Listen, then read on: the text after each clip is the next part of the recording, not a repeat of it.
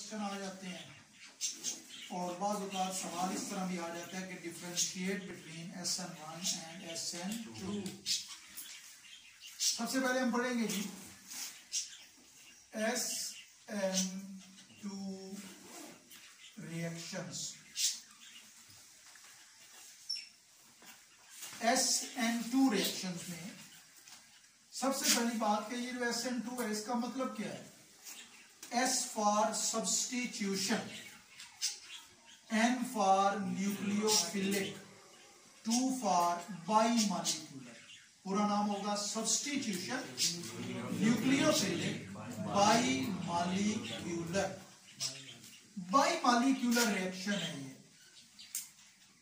बाईमॉलिक्यूलर reaction से मुराद है कि इस रिएक्शन की जो मॉलिक्यूलरिटी है या जो ऑर्डर है वो होगा 2।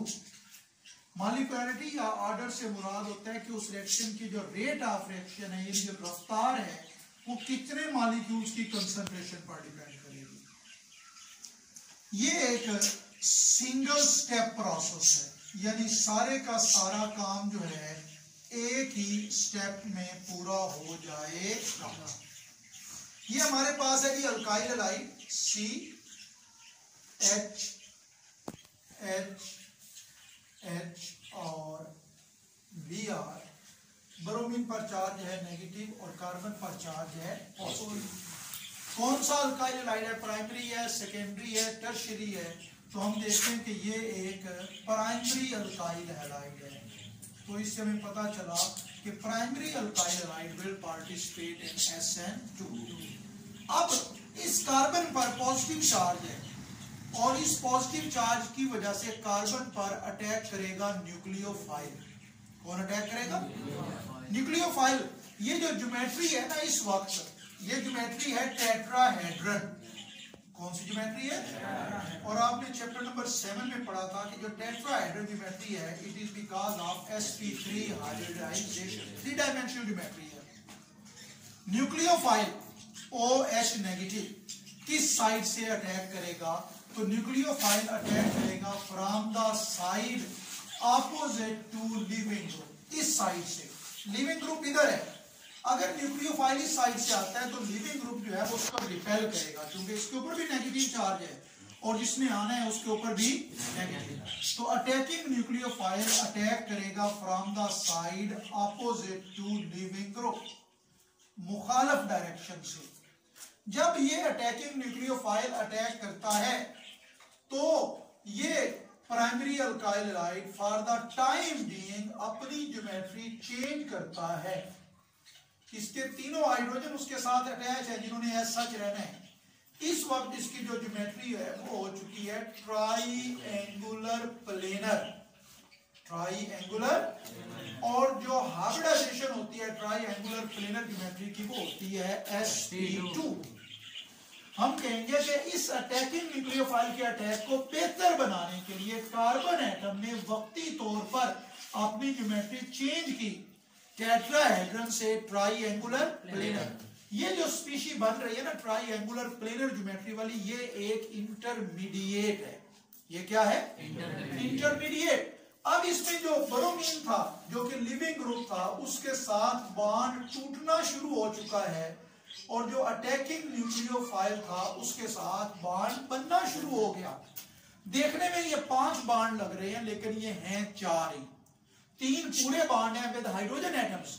ब्रोमीन के साथ बॉन्ड टूट रहा है और OH के साथ बॉन्ड बन रहा है। जितना ब्रोमीन के साथ बॉन्ड टूट रहा है उतना OH के साथ बॉन्ड बन रहा है। तो हम कहेंगे इस प्रोसेस में जो बॉन्ड है उसकी फॉर्मेशन नए बॉन्ड की और पुराने बॉन्ड की ब्रेकेज, ये एक ही टाइम पर हो रहे हैं साइमल्टेनियसली।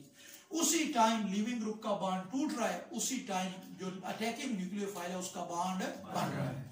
जब ये लिविंग ग्रुप वाला बॉन्ड पूरी तरह टूट जाएगा और अटैकिंग न्यूक्लियोफाइल वाला बॉन्ड पूरी तरह बन जाएगा तो फिर ये जो हमारा इंटरमीडिएट है ये चेंज हो जाएगा प्रोडक्ट में।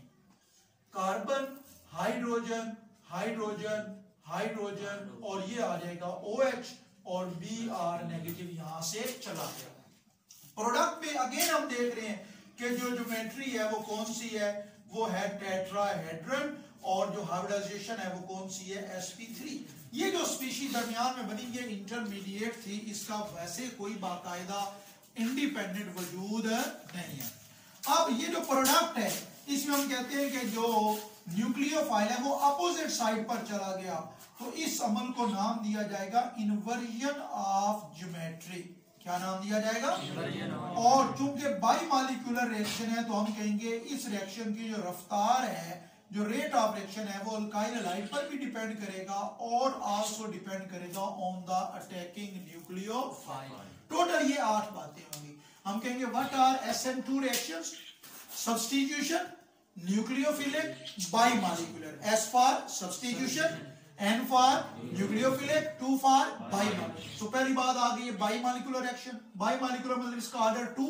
ऑर्डर 2 होने का मतलब यह है कि इस रिएक्शन की रफ्तार अल्काइल हैलाइड पर भी डिपेंड करती है और न्यूक्लियोफाइल। चूंकि इसमें 2 ही चीजें हैं, एक अल्काइल हैलाइड है और एक न्यूक्लियोफाइल। कौन से अल्काइल हैलाइड इस रिएक्शन में पार्टिसिपेट करेंगे? प्राइमरी या सेकेंडरी? अगर सेकेंडरी अल्काइल हैलाइड होंगे तो वो वाले सेकेंडरी अल्काइल हैलाइड होंगे जिनमें छोटे अल्काइल होंगे। सिंगल स्टेप रिएक्शन, एक ही स्टेप है, हमारा रिएक्टेंट तब्दील होता है इंटरमीडिएट में और इंटरमीडिएट फौरन चेंज हो जाता है किसमें? प्रोडक्ट में। और जो अटैकिंग न्यूक्लियोफाइल है वो अटैक करता है from the side opposite to living group. Bond का बनना और टूटना एक ही टाइम पे हो रहा है और प्रोसेस में 100% इन्वर्जन ऑफ ज्योमेट्री। रिएक्टेंट में अगर न्यूक्लियोफाइल लेफ्ट साइड पर था तो प्रोडक्ट में किस साइड पर होगा? राइट साइड पर, अपोजिट हो जाएगा, मिरर इमेज बनेगा। और मिरर इमेज बनने को बोलते हैं इन्वर्जन ऑफ ज्योमेट्री। और रेट ऑफ रिएक्शन में depend on both alkyl halide as well as nucleophile. Clear जी? लो ये रिएक्शन बंद कर दो।